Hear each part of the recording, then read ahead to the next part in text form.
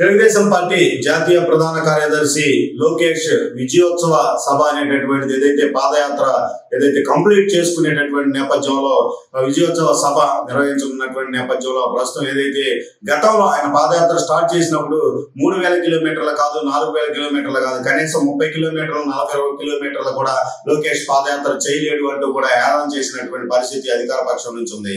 అయితే విజయవంతంగా మైలురాయిని చేరుకున్నటువంటి నేపథ్యంలో ఆయన నిర్దేశించినటువంటి లక్ష్యాన్ని చేరుకున్నటువంటి నేపథ్యంలో రాష్ట్ర ప్రజలందరినీ కూడా మెప్పించేటటువంటి విధంగా ప్రజలతో మమేకమై పెద్ద ఎత్తున కూడా పాదయాత్ర ఒడిదుడుకులు వచ్చినప్పటికీ ప్రభుత్వం నుంచి ఆటంకాలు ఎదురైనప్పటికీ కూడా పూర్తి చేశారనేటటువంటి టీడీపీ నాయకుల యొక్క వాదన. ప్రస్తుతం మనతో ఉన్నారు తెలుగుదేశం పార్టీ సీనియర్ నాయకులు సిరిపురం శ్రీధర్ గారు. అసలు లోకేష్ పాదయాత్ర విజయవంతంగా పూర్తి చేసిన నేపథ్యంలో ఆయన స్పందన ఎలా ఉంటుంది, ప్రభుత్వానికి ఏం చెబుతారు లోకేష్ పాదయాత్ర గురించి అనేది మనం తెలుసుకోవడానికి ప్రయత్నం. శ్రీధర్ గారు చెప్పండి, ప్రస్తుతం చూస్తే మనం లోకేష్ పాదయాత్ర స్టార్ట్ చేసినప్పుడు అధికార పక్షం నుంచి ఎలాంటి విమర్శలు వచ్చినాయి మీకు తెలుసు. ఇప్పుడు లోకేష్ పాదయాత్ర పూర్తి చేసిన పరిస్థితులు మీరు ఎలా ఫీల్ అవుతారు, ఎలా ఘాటు సమాధానం చెప్తారు వైసీపీ?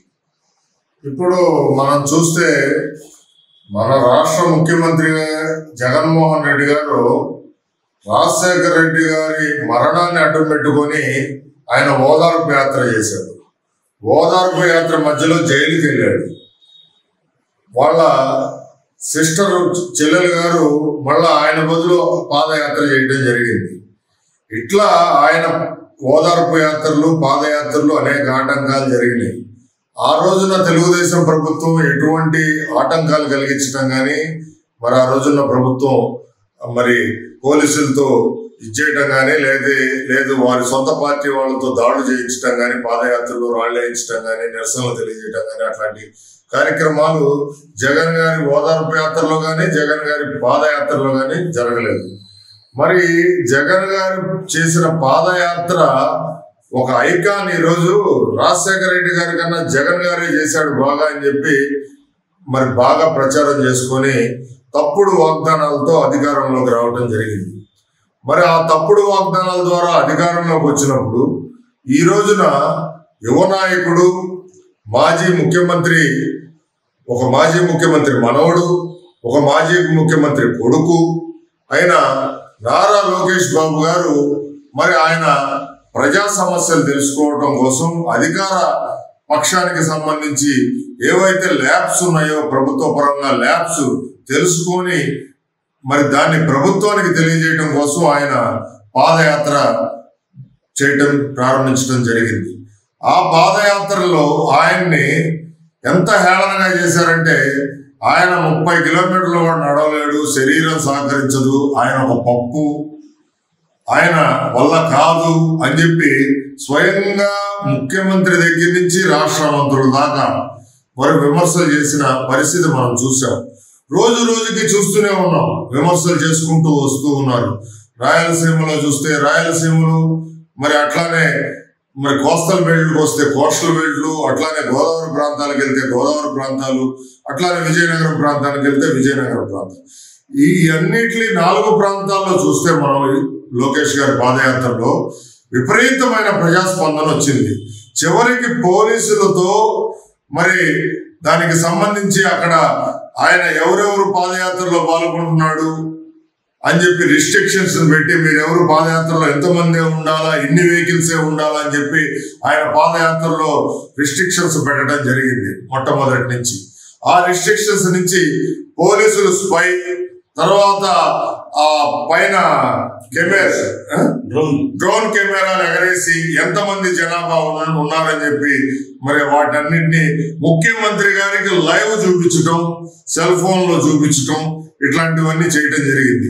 అంటే అసలు మరి ఇదే జగన్ గారి పాదయాత్రలో తెలుగుదేశం ప్రభుత్వం ఆ రోజు అధికారంలో ఉండి ఇటువంటి నీచమైన నికృష్టమైన పనులు ఏమీ చేయలేదు.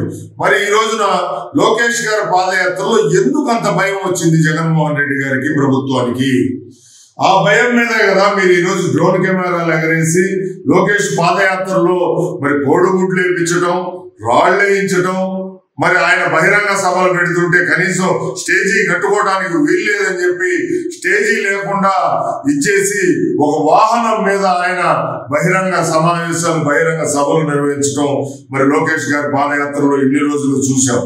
మరి ఈ పాదయాత్రలో భాగంగా ఆయన ఈ రోజున విజయోత్సవ సభ మరి ఉత్తరాంధ్రలో శ్రీకాకుళం జిల్లాలో నిర్వహించుకుంటుంటే మరి అక్కడ కూడా అనేక అడ్డంకులు మరి నెలకొల్పడం, ఈ మధ్యలో మరి లోకేష్ గారి పాదయాత్ర విజయవంతమైంది, ఇంకా తెలుగుదేశం పార్టీ ప్రభుత్వంలోకి వస్తుంది, రేపు వచ్చే ఎన్నికల్లో ప్రజలు పట్టం కడతారు, ప్రభుత్వ వ్యతిరేకత బాగా ఉంది అని చెప్పి మరి మాజీ ముఖ్యమంత్రి చంద్రబాబు నాయుడు గారిని తప్పుడు కేసుల్లో మరి ఆయన్ని రిమాండ్కి పంపించడం, మరి దాని మధ్యలో లోకేష్ గారు మరి తండ్రి కోసం, మరి తండ్రి బెయిల్ కోసం, మరి తండ్రిని బయటికి తీసుకురావడం కోసం ఆయన పాదయాత్రనికి మరి తాత్కాలిక రోజులు విరమణ చేసి ఆయన ఢిల్లీ సుప్రీంకోర్టులు ఈ కోర్టులన్నీ తిరిగి మరి న్యాయ నిపుణులతో చర్చల్లో భాగంగా మరి కొన్ని రోజులు ఆయన తాత్కాలిక విరమణ ఇచ్చి మళ్ళా పాదయాత్ర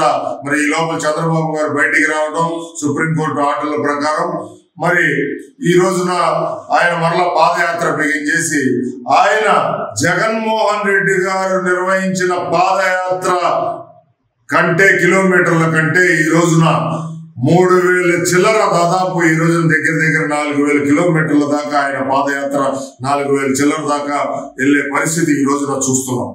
మరి అంటే ఇక్కడ మనం ఒకటి గమనించాలా, పాదయాత్ర అంటే ఏదో పబ్లిసిటీ కోసం చేసిన యాత్రలు కాదు, ఇది నిజంగా ప్రజా సమస్యలు ఏవైతే ఉన్నాయో లోకేష్ గారు వర్గాలతో మరి కుల మత వర్గాలతో జాతులతో ఆయన మమేకమై ఈ రోజున వాళ్ళ దగ్గర నుంచి వాళ్ళతోనే మీటింగులు పెట్టడం జరిగింది.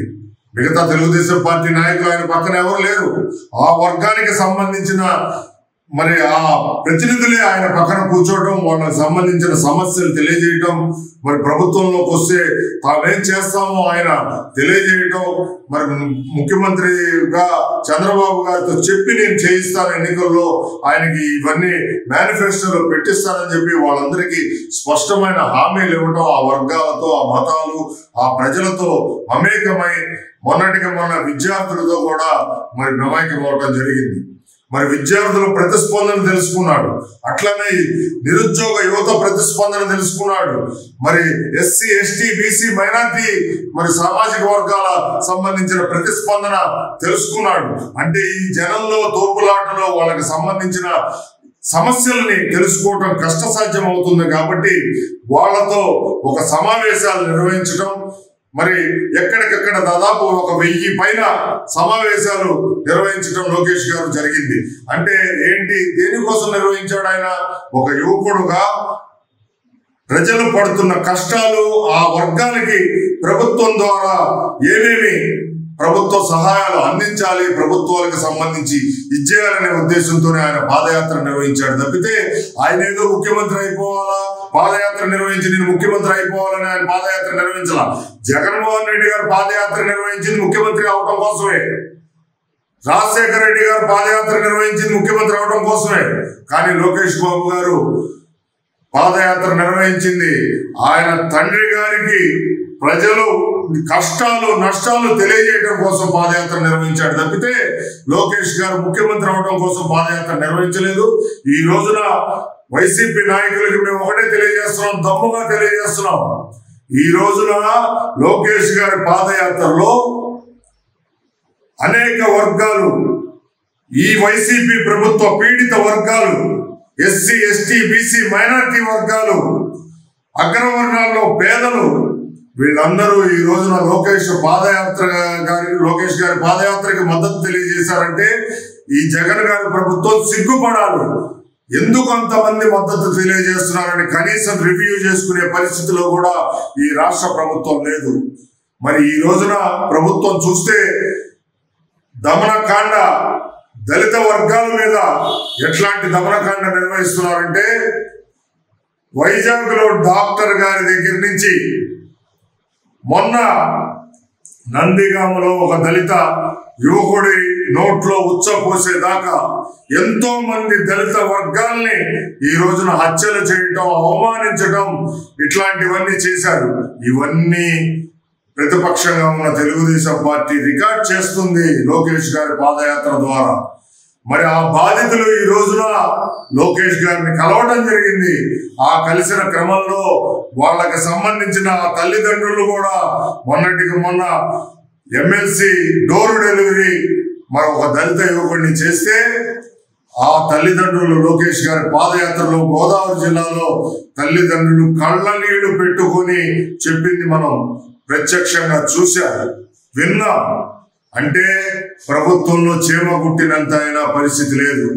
అంటే ఎట్లాంటి పరిస్థితిలో ఉన్నారంటే మేము అధికారంలో ఉన్నాం, మాకు ఎదురు లేదు అనే అహంకార ధోరణితోనే జగన్ గారి ప్రభుత్వం వెళ్తున్నారు తప్పితే కనీసం అరే ఇవన్నీ ప్రతిపక్షాలు ఎత్తి చూపుతున్నాయి, ప్రజలు ఎత్తి చూపుతున్నారు, కుల సంఘాలు ఎత్తి చూపుతున్నాయి, వాటిని మనం సరి చేసుకొని సరైన పాలన ప్రజలకు ఇవ్వాలని చెప్పి జగన్ గారి ప్రభుత్వం ఇప్పటికీ కళ్ళు తెరిచిన పాపాన పోలేదు.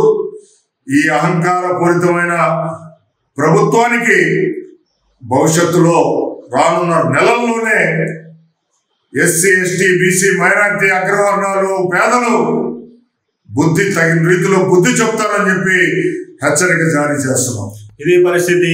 ఏదైతే రాష్ట్రంలో ముఖ్యమంత్రి పదవి కోసం కాదు లోకేష్ పాదయాత్ర చేసింది, కేవలం ప్రజా సమస్యలు తెలుసుకోవడం కోసమే అనేటటువంటి అభిప్రాయాన్ని senior TDP leader Sripuram Sridhar గారు చెబుతున్న పరిస్థితి. లోకేష్ పాదయాత్ర 30 కిలోమీటర్లు కూడా చేయలేదంటూ హేళన చేసిన వారికి 3000 కిలోమీటర్ల పైబడి రికార్డు సృష్టించినటువంటి పాదయాత్ర గతంలో ఏ నాయకుడు చేసినటువంటి పాదయాత్ర కంటే కూడా అందరికంటే కూడా మిన్నగా పాదయాత్ర ఎక్కువ కిలోమీటర్లు చేసి ప్రజా సమస్యలు తెలుసుకొని ఎన్ని ఆటంకాలు ఆటుపోట్లు వచ్చిన అడ్డంకులు వచ్చినప్పటికీ కూడా ఈ యొక్క పాదయాత్రను ఆపకుండా విజయవంతంగా కొనసాగించడమే జగన్మోహన్ రెడ్డికి చెబుతున్నటువంటి తగిన బుద్ధి అనేటటువంటి ఒక అభిప్రాయం అయితే ఉంది. రాబోయేది టీడీపీ ప్రభుత్వమే. ఏదైతే జగన్మోహన్ రెడ్డి ప్రభుత్వం ఓటమి తప్పదు, జగన్మోహన్ రెడ్డి పార్టీకి ఓటమి తప్పదు అనేటటువంటి సంకేతాలు అయితే తెలియజేసినటువంటి పరిస్థితి ఉంది. రాబోయే రోజుల్లో ఏదైతే ప్రభుత్వాన్ని ఏర్పాటు చేసి టీడీపీ ప్రజా సమస్యలు టీడీపీ హయాంలో ఏవైతే జగన్మోహన్ రెడ్డి ద్వారా బాధితులు పడ్డారో ఆ సమస్యలన్నింటినీ కూడా పరిష్కరించేటటువంటి దిశగా ముందుకెళ్తుందనేటటువంటి ఆశాభావం విశ్వాసం వ్యక్తం చేస్తున్నటువంటి పరిస్థితి ఉంది. ఇది ఏదైతే లోకేష్ పాదయాత్ర పూర్తి చేసినటువంటి నేపథ్యంలో టీడీపీ లీడర్ల యొక్క స్పందనకు సంబంధించినటువంటి సమాచారం.